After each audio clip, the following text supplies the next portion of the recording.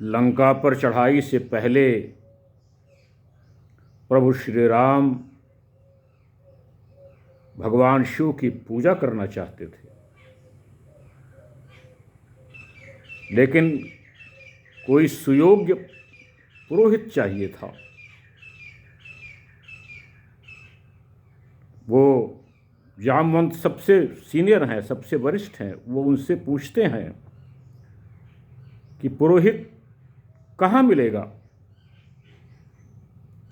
जामवंत कहते हैं, महाराज पुरोहित तो है, लेकिन वो क्या तैयार होगा। भगवान कहते हैं, पुरोहित निश्चित ही तैयार होगा पूजा के लिए। जामवंत रावण के पास जाते हैं। पुलत्स्य के नाती हैं रावण, ब्रह्मा के वंशज हैं। जामवंत भी ब्रह्मा के वंशज हैं। जामवंत रावण के पितामह लगेंगे कि उनके पिता के, उनके दादा, उनके जो दादा हैं पुलत्स्य, उनके मित्र हैं जामवंत। रावण को पता चलता है कि जामवंत आने वाले हैं। सारे राज्यों में घोषणा कर देता है कि आदर के साथ पितामह को लाया जाए और उनको लोग प्रणाम करें। मित्रों, मैं डॉक्टर टी.पी. त्रिपाठी, वास्तु ज्योतिषाचार्य, आध्यात्म विचारक, चिंतक, वक्ता, आपका चैनल में स्वागत अभिनंदन करता हूँ। जामवंत पहुँचते हैं रावण के पास। रावण कहता है, पितामह आपके आने का प्रयोजन क्या है। जामवंत कहते हैं कि आप पुरोहित बनना स्वीकार करेंगे। बोले, किसका। बोले, हमारे जजमान हैं जो भगवान शिव की पूजा करना चाहते हैं। रावण पूछता है, क्या वो दोनों तपस्वी वही हैं क्या। जामवंत कहते हैं, हाँ। बोले, मैं निश्चित आऊँगा उनकी पूजा कराने। और वो जंगल में है, सामग्री मिलेगी नहीं, तो मेरा धर्म है कि मैं पूरी सामग्री के साथ आऊँगा। जामवंत आते हैं, समय तय होता है, सवेरे 5:30 बजे का ब्रह्म मुहूर्त में। रावण कहता है कि मैं 5 बजे पहुँच जाऊँगा, लेकिन सीता अशोक वाटिका में है। रावण अशोक वाटिका में जाता है और कहता है कि आपके पति कल भगवान शिव की पूजा करेंगे और मैं पुरोहित बनूंगा। आपको एक दिन के लिए वहाँ जाना पड़ेगा और फिर वापस आ जाना पड़ेगा। ये चरित्र था रावण का। अपने पुत्र मेघनाद से कहता है कि पुत्र, सीता जी को कल सुबह वहाँ पहुँचाना है और फिर पूजा के बाद वापस लाना है। रावण पहुँचता है, 5 बजे पहुँच जाता है। राम बैठे हुए हैं।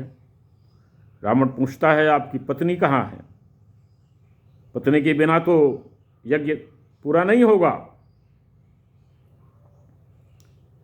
भगवान कहते हैं कि पत्नी मेरे साथ नहीं है प्रभु।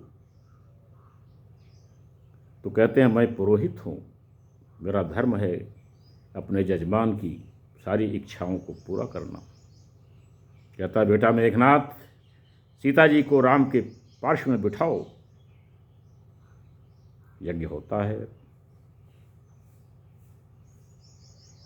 रावण कहता है कि जिस संकल्प के लिए आपने यज्ञ किया है, सारे देवता उस संकल्प को पूरा करें, मैं आपको आशीर्वाद देता हूँ।